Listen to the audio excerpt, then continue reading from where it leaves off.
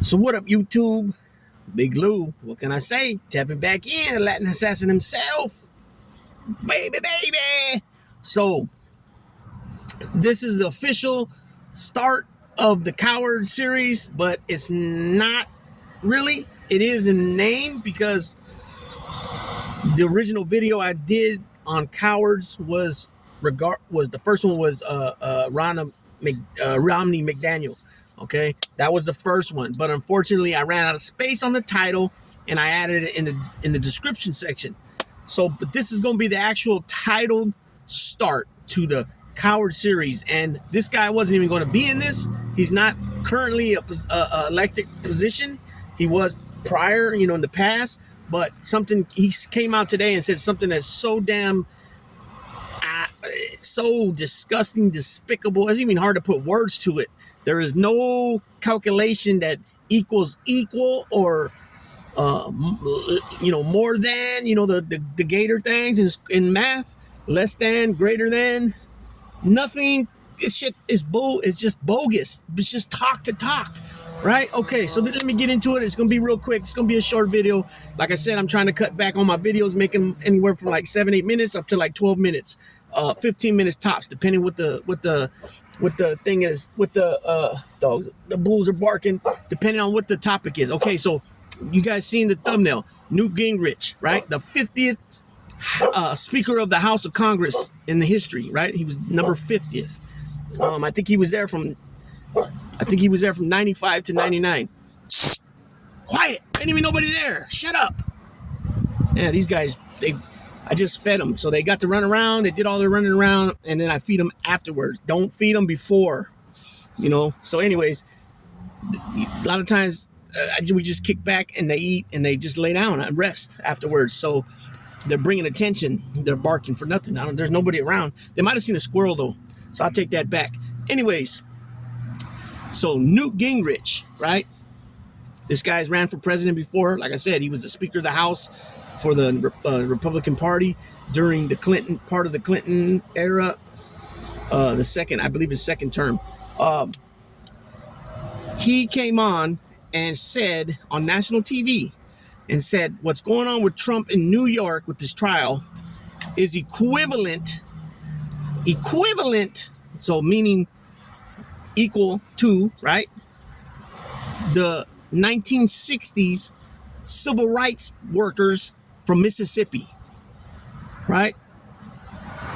I'm like, man, these people, why is it that every time something's said about women's health or about minorities, blacks, Latino people, Asian people, Native American, why is it always older white guys that are, or even white guys period, but usually it's older white guys? Why are they so opinionated? Why is their opinion so, like, they're so convicted in their opinion, like it's just like it's straight gospel? You know what I'm saying? We hear this all the time about DEI and everything else, affirmative action and I heard it earlier about this writer. I can't think of his name.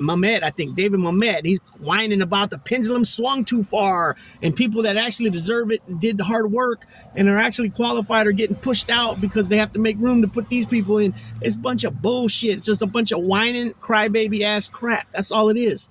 You know what I'm saying? But how the hell are you going to compare a man that's a billionaire that was born straight out of the womb with a silver spoon in his mouth, right? Ricky Schroeder and shit. You know what I'm saying? Right into an empire. His father's, and what I mean by empire is what the father built, right?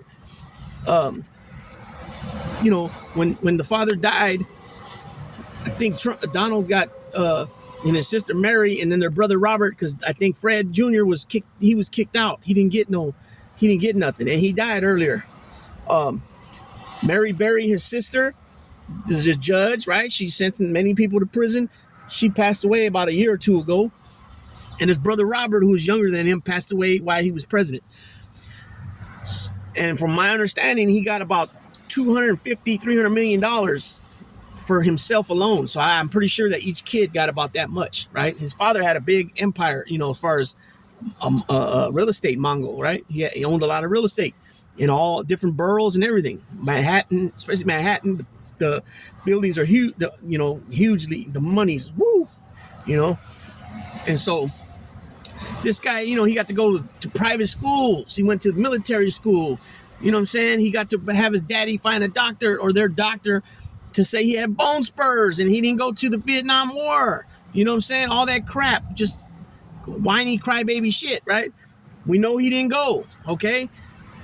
We know that he told General Kelly, General Kelly had two positions. At once, towards the end, he was his chief of staff, but before that, he was secretary of something. It wasn't defense, but it was secretary of I can't remember which one it was. I have to look it up. But he had two positions. Might have been Homeland Security. He might have been Homeland Security secretary. I have to look it up. But he was definitely something else. And then he became Trump's chief of staff. So he's the one that's legitimately working, you know, man, face to face with Trump. And he has to tell Trump, as well as any other chief of staff, to whoever their person they work for, they got to be the one that's willing to tell them things that they don't want to hear. Right? So Trump's over there telling them things like, you know, hey, shh, damn it. Seen a squirrel. So I try to I'd be firm because you gotta knock them, you gotta stop them right away. Shh, hey. You know, I see you just barking to bark. That's what they do a lot. They just bark to bark, make a bunch of noise for nothing. They don't even, you know what I'm saying? So anyway, let me get back to what I'm saying. So he's telling a retired lieutenant general, right? I think he was a lieutenant general, which is, I think, a 3-star. He's telling General Kelly, John Kelly, that what was it for? It wasn't worth it for these people to lose their lives, and they're losers and suckers for losing their lives, and amputees give him cringe, and he thinks it's disgusting, and he don't want to go talk to soldiers that fought for our freedom, and you know, in the United States of America that have been injured badly in war in Afghanistan or Iraq. He don't want to talk to them because he thinks it's you know what I'm saying? It's despicable and disgusting, coward shit, right? I don't need to put him in the videos about my coward series, right? Because he's the top of them all, right? But Gingrich is going to say this. Now you compare this to people in Alabama, Mississippi, Tennessee, Arkansas, North Carolina, South Carolina, right? Virginia, West Virginia, Oklahoma, right? All these different places. Where did I forget? I know I forgot at least a state or two. Mississippi, I think. Well, anyways, all these states, you have people literally getting beat inches from their life, where their eyes are swollen shut, or other times the eyes are almost popping out their heads swollen like this, right? Broken arms, broken legs. They're getting bit by dogs, purposely sicking the dogs on them, the German Shepherds, right?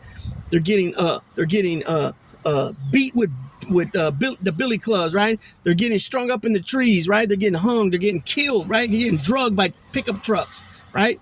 Their houses are getting bombed and cocktail things thrown through the windows, blowing up their house and things like that, trying to get chased out of the neighborhood, right? And all that I just said right now, right? All that I just said is being compared to this coward ass sissy that's always freaking complaining about, I'm being treated so unfair. Blah, blah, blah. That's the comparison, Newt Gingrich.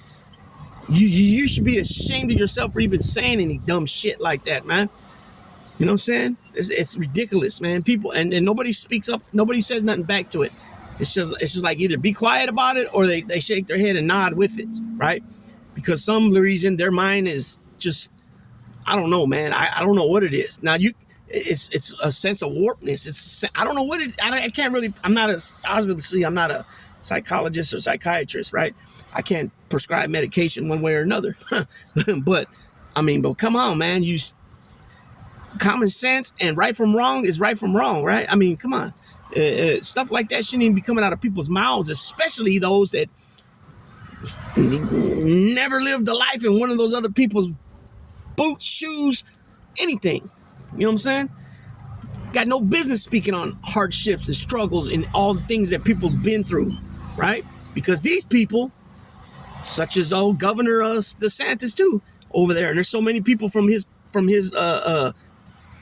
I don't want to say administration, cabinet, people that work under him say that, slaves were, yeah, they were slaves, but they learned trades and they benefited from it. Are you serious, man? Just disgusting shit comes out of these people's mouths, man. I don't understand it, and I don't try to understand it because there's no logic to the shit. There's no logic to this shit, man. So with that being said, I'm going to go ahead and tap out on this one. This is the 10, almost 11-minute video by the time I'm done. This is first video of the series of cowards. And like I said, I was going with congressmen and congresspeople and senators. But after I seen what I seen today, I had to start with this coward right here, Newt Gingrich, with the bull crap that came out of his mouth, right? So let me know what you guys think. And don't trip. If you guys don't agree with what I said, it's all good in Hollywood. Just go ahead and comment. But just remember, and you don't have to remember, but I'm just asking nicely to be respectful about it. You know what I'm saying? And we can even have a debate on a live stream. It don't make me never mind. You know what I'm saying? It's all good in Hollywood, like I just said. And I can't call it. You know what I'm saying? I can't call it. But if you want to come and chill like a villain on the live stream, we can do that. And then some, and do it on a respectful level. You know what I'm saying? We can make it happen, Captain. No problem. You know what I'm saying? So come on down to Big Lou's Yellow Brick Road, so to speak. And we can slide, slippity slide. When you do, hey, baby.